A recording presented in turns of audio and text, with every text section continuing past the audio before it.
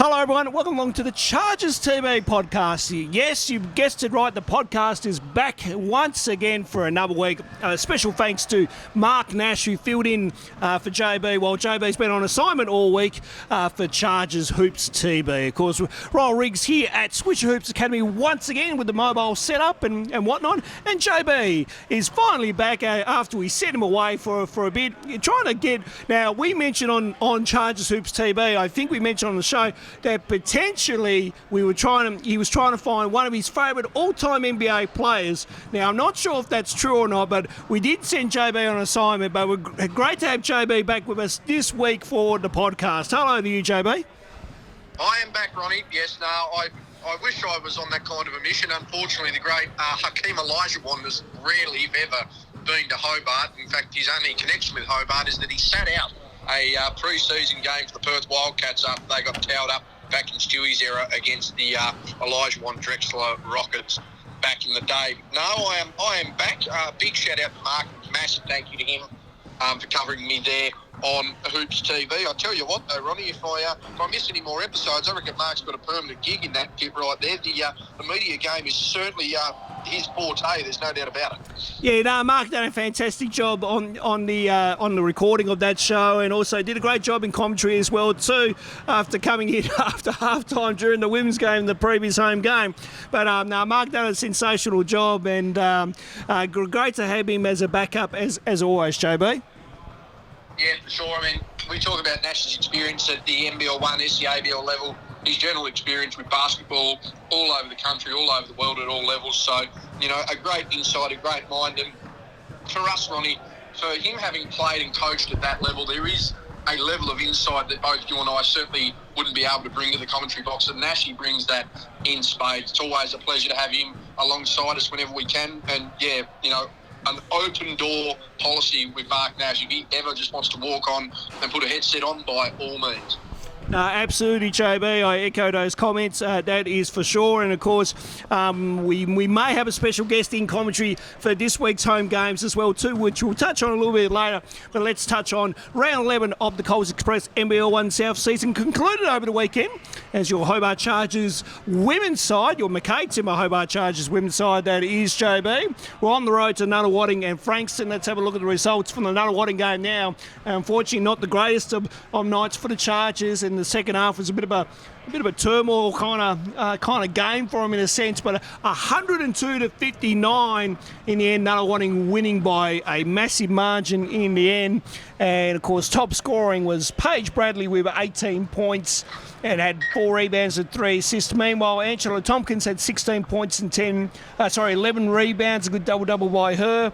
And then Shana Thompson chipped in with 14 points as well too. But as we were saying off air, JB, was that second half really that, you know, the Chargers just lost their way and Nunawading were able to pounce on that opportunity and just take full advantage of it? Yeah, absolutely, Ronnie. I mean, I got a few points just down here on each game, and I mean, the 3 ones I was able to really take out of that loss there, you know, as positive as you possibly can. You know, it was a strong first half, and they really showed how competitive they can be against really any contending team in the league. They did only trail by 13 at the half. But again, you know, they've really put up some good fights against some top contending teams. So, you know, to go on the road, unfortunately, obviously the result really not going their way. I mean, the real downside there, only a 15-point second half. I mean, you can excuse a 15-point second quarter after building a little bit of momentum, but a 15-point second half, that'd be, you know, really disappointing there for the girls. But again, you know, strong first half showed that they can be competitive against any of the true contending teams of the league. They limited their turnovers and fouls, Ronnie, and I mean, that's something they've been progressing throughout the season. We know at the start of the year, you know, fouling at the wrong time or getting into foul trouble at the wrong time, you know, not that there's ever a good time, but you and I know, having played, having coached and watched a fair bit of basketball, there is a time to, you know, to give up a foul and stuff like that. You know, don't let a player get an easy layup, all that sort of stuff.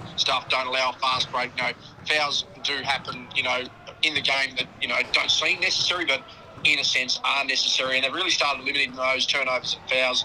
Again, we commentated plenty of games earlier in the year where if they had 25 turnovers, it was a normal night. Well, they've limited their turnovers, limited their fouls. Something they've progressed on throughout the season. That, again, has allowed them to contend with these top teams. And one thing I've noticed, Ronnie, in the last couple of weeks, having just been away, Shana really embracing almost that six-man role that she's she's playing right now.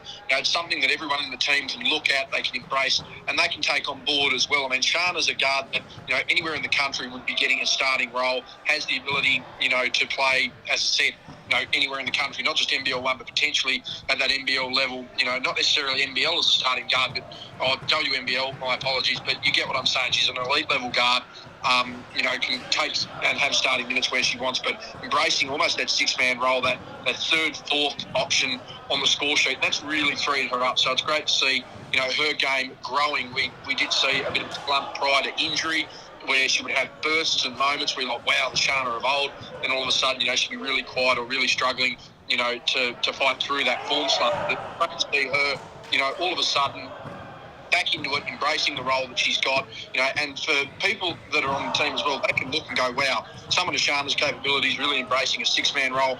I can't complain about my role. I need to embrace my role, and I need to play my role as best as I can. So, despite that margin there, Ronnie, the 43 points, isn't great at all. But when you look at those other key performance indicators there, it's clear that the team had something going. And, as we're about to talk about the next game, they really showed that in their second game of the road trip. Absolutely, JB. And on cue, we go to Sunday, we go to Frankston, and what a game that was, JB. And it come down to the final couple of plays where Shana Thompson was clutch with a game-winning drive and put Hobart up by one, and then Frankston unfortunately couldn't get the game to go their way in the end. 67-66. Hobart picking up their second win of the season, and what a second win to get as well too on the road. Absolutely fantastic effort by the team, led by Angela Tompkins, 28 points with 13 rebounds. Then Paige Bradley was able to back it up with 14 points, 6 assists and 4 rebounds as well too. And then Shana Thompson off the bench again, 19 points and 4 rebounds. And as you mentioned, JB, she embraced the role as that six-man coming off the bench. And what a win. And just a nice way to round off the weekend, but a good bounce-back win after getting thrashed by 43 the night before. Absolutely. And again, we talked about embracing the role, playing their role. The other big thing, Ronnie, as we mentioned, a strong first half in game one, limited their turnovers and fouls, but the big tick here, in their second game, closing out and winning close games. And, that's ultimately been something that, we've talked extensively with veterans such as Kylie McCauley this year, Ronnie. And, one thing Kylie said, they're right in it, they're right amongst, most of their games they're in any tight situation. However, the experience and the legs under them just wasn't quite there. So they would often go into games like this where it's like, we're probably going to fall out in this one, or we're just going to get too tired. Well, that really wasn't the answer. Again, mentioning Shana embracing that role off the bench, playing a lot freely, a lot of pressure off the shoulders, comes through in the clutch. We've seen her do it before as a starter. We're seeing her do it as, that six-man role there at the moment. And that'll free her up and really change her game as well. But again, as a team, big tick, closing out, winning a close game. Again, previous weeks would have let that one slip. That's just showing, the slow turn around the corner in the right direction that this team is having. The big small import combination of Tompkins and Bradley proving to be effective in allowing for everyone to play off of them. Of course, Paige, only a small guard, listed 5'10". I reckon we're probably looking at about 5'7.5", 5'8", maybe, Ronnie there, and Angie playing as one of the best power forwards in the league, able to score, able to get rebounds, real presence inside, able to spread the floor outside. The dynamic they've created as a combination has just allowed the rest of the team ultimately to play the best of their games off of them as well. Kylie McCauley doesn't need to be getting down low on the block all the time, and if she is, it's because Angie's outspreading the floor. Shana isn't needing to control the ball all the time because Paige there, she can make the decision, she can facilitate, she can pass the ball, she can get everyone their looks. So just to see, the stages that, the tandem has progressed, and in turn how the team has progressed, really showed a great timeline there of where the team was to where it's at. And honestly, Ronnie, the last fortnight, it's just a pure change of outlook in this team. I mean, suddenly gone from a squad that hasn't won a game, that's let a few slip, that's probably showed some really subpar and poor performances by even the league standards, let alone their own standards, to all of a sudden they've won 2 of their last 3 and they're on a roll. So you come back home this coming weekend. Okay, you've got that back-to-back, you've got the double, but at the same time, you've got to look at the way your momentum is and your mindset is on this. If you go, we've only won 2 games all year, well, of course you're going to have that negative outlook. But if you go into this game going, we've won at home last time, we've won 1 or 2, we split the road trip, we're now 2 of our last 3, really sense that momentum building, as a team and the morale around the club, and that's going to be huge as well. So, for me, again, closing out and winning a game that was really tight where in previous weeks they would have dropped, massive tick there. The combination of Bradley and Tompkins, massive tick there.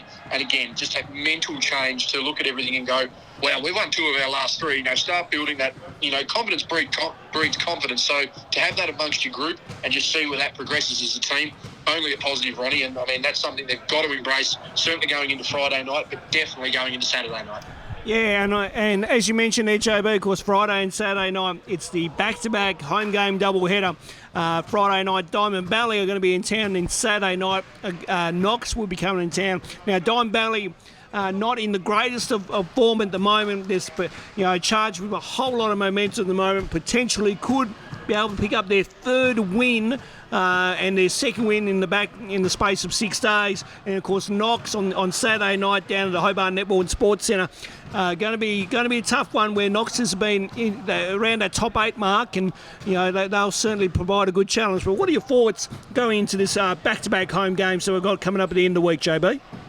Well, I think pretty common, Ronnie, for Friday night. Diamond Valley is on the bottom of the ladder. The only team above them is the Chargers. If you're the Chargers, if you're the coaching staff, if you're the playing group, and probably realistically at the moment, if you're the supporters, this is, a scalp they must take it home to keep their own momentum going, to keep their own momentum building. And again, it is that positive mindset. It's everyone embracing their role. It's understanding, look, we can get things done now, and we shouldn't be a team that's just viewed as a walkover. In previous seasons, Ronnie, we've seen bottom of the ladder teams relish the idea that Hobart is out of form. We're going to catch them again and we're going to keep them around down. I think this group's completely different right now. Their outlook and their mindset, the positivity that's being bred amongst it. Again, Diamond Valley, a team on the bottom of the ladder, a scalp. They have to take it home to keep building that momentum. And again, all of a sudden you then go into the Knox game.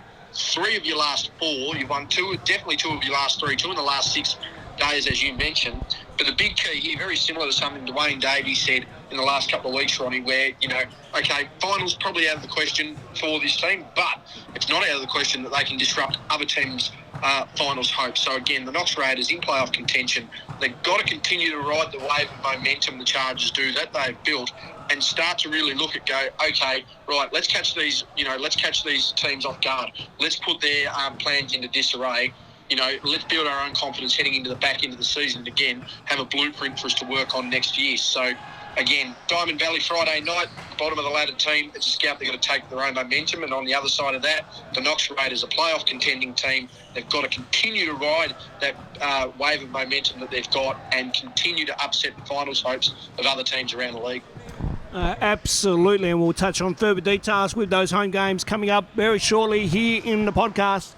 Let's have a look at the men's results for you now. And in what was a titanic struggle at times throughout this first game against Nunawading on the road, it was an interesting first half, but and then Hobart were able to just open up a little bit, and in the end they held sway and able to stay strong in this one and win it by 6, 88-82 our scoreline, and some 6 players in double figures here was the key stat here for your McKay Timber Hobart Chargers men's side, and we have a flourish of scorers, but top scoring was Jared Bairstow with 18 points and 18 points there and 7 rebounds. Meanwhile, Jameer Sanderford, who's having a great hit out here with the Chargers, he had 13 points and 11 rebounds. AJ Harris had 16 points and 4 assists. And then the list goes on and on and on as far as plays and double figures were concerned there, JB. But great all-round game, and a quick shout-out to acting head coach Matthew Bennell, who gets his first win as a head coach. Unfortunately, Anthony Stewart in COVID protocols at the moment. We wish Stewie a safe and speedy recovery to him. But the boys getting the job done without Stewie on the road, JB. Absolutely, and it would be knowing Anthony would be doing his head in that he's unable to have his fingerprints all over this team at the moment. But it is a massive tick in the box for this team. You know, you go on the road, you get the double. I mean, we'll talk about the second game in a second, but it's a massive tick in the box for any club to go on the road when they're missing a key cog, let alone missing their head coach and a coach of the calibre of Anthony Stewart. So to go 2-0 on the road, I mean, that speaks to the credibility and the ability of Matt Bennell as a coach as well, but it's just a massive tick in the box for a team that would now have to be very much verging on as the favourite to take the South out after what many were wondering what sort of a year the Chargers were going to be. But of course, focusing on this first game, Ronnie, as we mentioned, won at 88-82, and you mentioned the double-digit scorers there, Ronnie.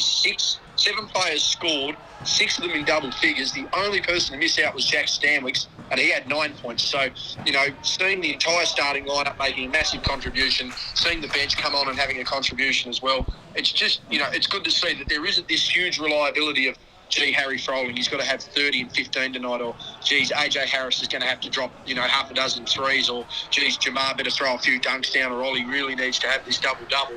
To sit there and go, okay, guys, you can have 10 or 15 points, we can have a spread of scorers, we can keep the defence guessing, you know, plenty of avenues to home, so to speak, and that's exactly what you want as a team. So, again, 6 out of 7 scorers all reaching double figures, and Jack Stanwicks with 9, so, you know, a lot of offensive options there for the team.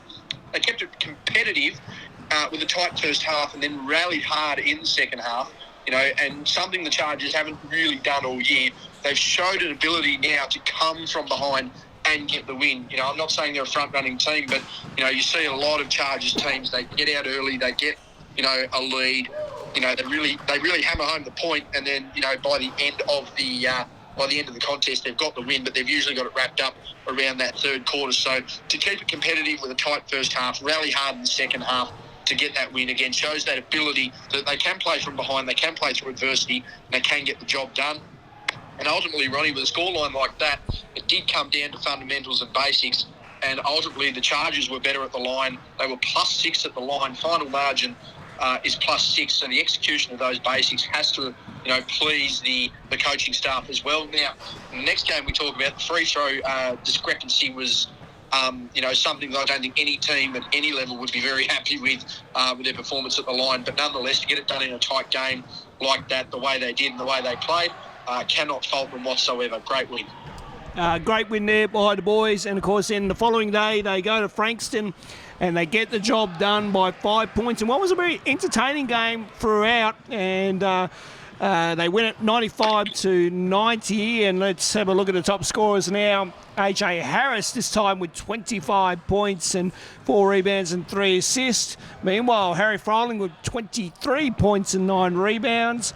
And then Jamar Sandiford, again, 16 points and a couple of rebounds, a couple of assists as well too. Only 4 players in double figures in that game. Of course, Ollie Angerstein had 13 points and 8 rebounds and was still very effective in what he was up to as well. So this one was a good game to watch, JB, and you know, the boys would have been rallying off the women's game, of course, with the women getting the win, as we mentioned earlier in the broadcast, and the boys make it 2-0 on the road.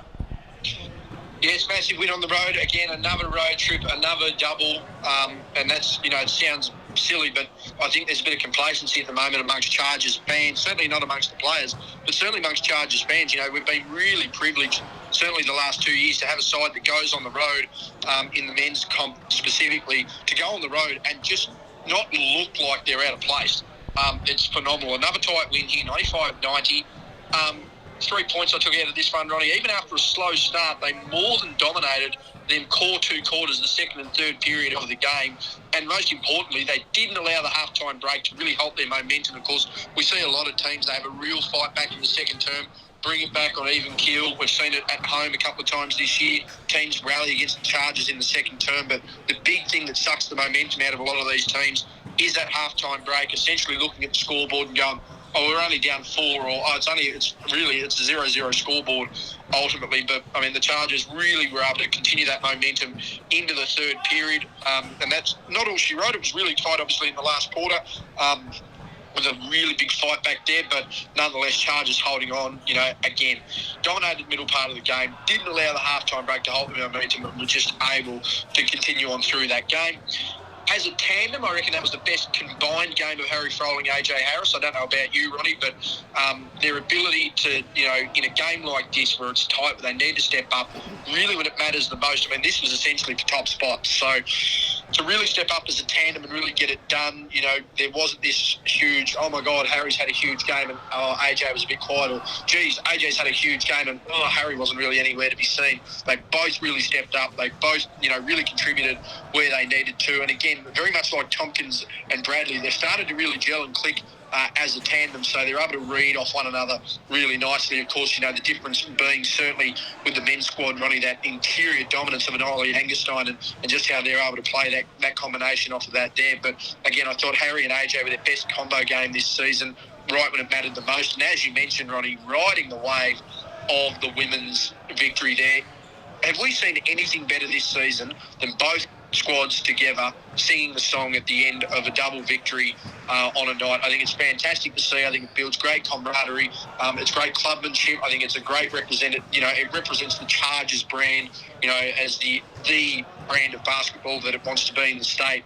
I think there's a video of that floating around. If we can source that would be awesome. I'd love to get that up and about on socials and even included here in the podcast. But yeah, for me, seeing both squads sing the song, everyone up and about, really happy, they're the positive signs and the positive turns in culture that we've wanted to see at the club and that we are now seeing at the club. So yeah, that's what I was able to take out of that, Ronnie, and you are right, nothing better, than seeing both squads get the win on the same day. And just quickly too, JB, the first time in quite some time that both teams have won on the same day on the road as well too. A bit of a fun fact for you there. Now, just in regards to the club song, it was great to see both teams getting together and singing one of the most unique club songs, or the most unique and best club song you will ever hear, my man. It was now. Ronnie, I can't say that I think it's better than the old Yellow and Black at Tigerland, but I must say it is definitely by far the most unique club song in sports.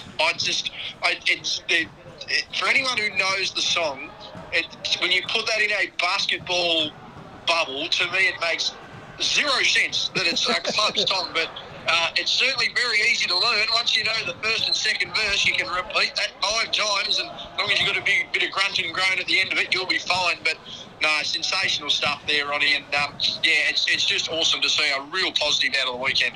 Absolutely. Now, Paige Bradley had shared the clip on her Instagram story. We reshared it on the Chargers Instagram page. What we will do, we will chase up Paige Bradley very shortly and see if we can source that video, if she's still got it, or we might talk to one of our Chargers interstate fans who are very loyal and dedicated with the team on the road, and we'll see if we can source it, because we will put that into the podcast. That is for sure, JB. So that'll probably be the end credits, I reckon, Ronnie. More than likely, JB, yes. Very good, awesome stuff, and again, a big shout out to everyone involved. I do believe the great Bruce Chandler's come up with that one, didn't he, Ronnie? Yes, the origin of the story would be, yes, Bruce has something to do with it. We might have to, now I know he won't speak in front of camera, but maybe off camera on a podcast version, he might be able to reveal all. So we'll have to get audible on him if we can get him at half time quickly at some point on the weekend, Ronnie. The origins of the Chargers club song, the most unique club song in all of sports.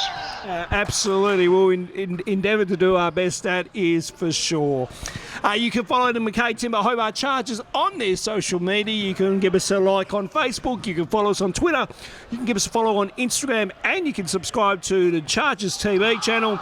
which is, of course, the Hobart Chargers, or Chargers Hoops TV, where you can see the latest episode with myself and Mark Nash on that one. But keep up to date with all the goings on for your McKay Timber Hobart Chargers through all their socials, and also keep up to date with the Coles Express NBL1 South season on their socials. And if you want to have a look at all the other conferences, it is the NBL1 as well too there for all their socials as well. As we mentioned, round 12 coming up. We have Diamond Valley and Knox. I don't think we've actually previewed Diamond Valley and Knox yet for the men, JB. So let's have a look at that now. Hobart sitting on top, 12-3. Mount Gambier 11-4 now. And then Sandringham 10-5, and then Kilsyth 10-6. That's your top four right there currently at the moment. So for Hobart, this is a huge chance to really try to extend the game buffer here by a couple of games and see if they can go back-to-back once again. And it's crazy to think, Ronnie, if there wasn't for a tight loss and then a massive fallout in the second half, that we're talking about a Chargers squad that would be 14-1 with the one defeat coming to the Thunder in the at the start of the season, and that was without Bairstow, McDaniel, Jamar and Froling as well. So, I mean, that just tells you the level that the Chargers are playing at. Both games, Ronnie, for me, almost identical. Both squads in Diamond Valley and Knox. Knox obviously above Diamond Valley, but Diamond Valley fighting for finals contention. Knox right in there in the 8, so to speak, as well. You know, they're middle-of-the-pack teams. They're must-win games for the Chargers. I mean, the last thing you'd want to do, you know, okay, you've got this tremendous record on the road in back-to-back road games, but you want to have a tremendous record in back-to-back home games, most importantly, and this is a rarity for the club to have back-to-back home games. So for me, they are middle-of-the-pack teams. They must-win games, but you would have to imagine, considering that both squads are fighting for finals contention, whether it's to remain in the 8 or get into the 8, you know, these are hungry squads on the road. They're going to sense the ability to at least split the road. I dare say they'd be looking, you know, at the Thunder and hoping that they can get a win against the Thunder, but at the same time, they know the Chargers are coming on back-to-back games. They're just as susceptible at some point for a loss as well. So I think both Knox and Diamond Valley should be treated with the same respect. Middle-of-the-pack squads, both contending for finals. These are must-win games for us. But again, the road team is going to be more than hungry, because it is definitely do or die for them coming into the late part of the season. I'd expect the Chargers to win both. I have no reason to believe they wouldn't win both, but it is going to be, you know, a massive weekend of hoops here in Hobart for your McKay Timber Hobart Chargers. Absolutely, and of course game times Friday night at the Kingborough Sports Centre, 6 o'clock for the women's game, 8 o'clock for the men's game. Saturday night, we are down at the Hobart Netball and Sports Centre down in Creek Road in Newtown, and the earlier times of 5 o'clock in the women's game, 7 o'clock in the men's game. Of course, you can get your tickets by www.hobartchargers.com.au/tickets or the What's On app. If you can't make it to both, or you're at the Shootathon event as well too, tune into the live stream where you can catch myself, JB, on back-to-back nights. Yes, for one weekend and one weekend only. Back-to-back nights we are live on the air. What a shame it's only one weekend, Ronnie. It should be every bloody day. I'm not saying I like listening to the sound of my own voice, but not many things sound better. You're not wrong. Sensational, Ronnie. Of course, yes, you can tune in by the NBL1 website or the NBL1 app, and that's where you can catch us on the live stream there as well too. And of course, as you mentioned, JB, a big weekend of hoops, not only for your McKay Timber Hobart Chargers, as you say, but a big weekend in hoops in general. The Shootathon 24-hour challenge is happening as well too here at your home place, Swisher Hoops Academy, JB, and lots of things happening around here in the south as well too. So plenty of basketball, and we should mention as well too that NBL Hall of Famer, NBL Championship winner Cal Bruton will be down, and we're hoping to get Cal on commentary Friday night for a bit of a talk and a bit of a guest commentary role like he did last year with us. And Wayne McDaniel, the Big Mac, will be in town as well for the shoot-a-thon event. But if he does attend the Chargers game, we will try and get him live on the broadcast as well too. So two of the biggest names in Tasmanian basketball back here for a big weekend of hoops, JB. Yeah, it's going to be massive. Great to have Cal and Wayne back in town as always. Cal, I dare say, a genuine friend of the program at this stage. Ronnie has been a great help to us with all our basketball coverage, certainly over the last few years. It's been great to have him on calls and in interviews and all that sort of stuff. Good to have Big Mac down, always good to have Wayne about, so it's good to see them getting involved as well, not just coming down as a bit of a face and a brand, coming down to support Ronald McDonald House with the 24-hour shoot-a-thon there at Swisher. Going to be a massive weekend of hoops, and we're going to be left, right and centre trying to cover it all, Ronnie. I can't wait to be involved. Yes, no, we're looking forward to the end of the week. That is for sure. And meanwhile, while we're down here at Swisher Hoops Academy, I'm just having a look around the place as Will Christie gives me some kind of look, and shout out to you. UTAS are in with their come try day. The Dosa Football Club are in doing a training session as well, JB, and of course the Domino's Basketball Club have their regular training session here as well too. So plenty happening, and we've got Eloise on tonight on the front desk, JB. There you go. We've got everything happening there, and the right person to be in control of it as well. Eloise will keep everyone in line. She is one of, if not the best in the business at what she does as well. Very busy as we see, Ronnie, and again, it's just great to see the dichotomy of the basketball community, and what, the audience that it brings. I mean, you've got football club there, you've got a basketball club there, you've got your uni students doing a come and try day as well. So, it is the sport for all. And I don't think there's a better picture to be painted of that than where you are at right now, Ronnie. So, another busy night of hoops, even if it's not at the top ranked level. It's good to see everyone getting out, shooting some hoops, and trying to keep warm in this cold winter environment that is Hobart, Ronnie. Yes, absolutely. It is. It's been cold. That is for sure. We're certainly trying to keep warm down here at Swisher Hoops Academy. Of course, a proud partner of your McKay Timber Hobart Chargers as well too, and fair to say a proud partner of what we do here at Chargers TV as well too, JB. Absolutely, great supporters. And genuine friends of the program. Of course, we've had Nashy on. Stewie always up for an interview. Dave's always been a great supporter of ours as well. It's been awesome to have Swisher involved, and certainly have those three gents supporting us along the way as well. Absolutely. And now that'll pretty much wrap us up for this edition of the Chargers TV podcast. Next week, we will have another episode for you of Chargers Hoops TV, where myself and JB will be back in studio. We'll wrap up the back-to-back home games between Diamond Valley and Knox. But in the meantime, stay safe and stay warm. And on behalf of our entire crew here at Chargers TV, we'll see you Friday and Saturday night at the Kingborough Sports Centre and the Hobart Netball and Sports Centre. We'll see you then.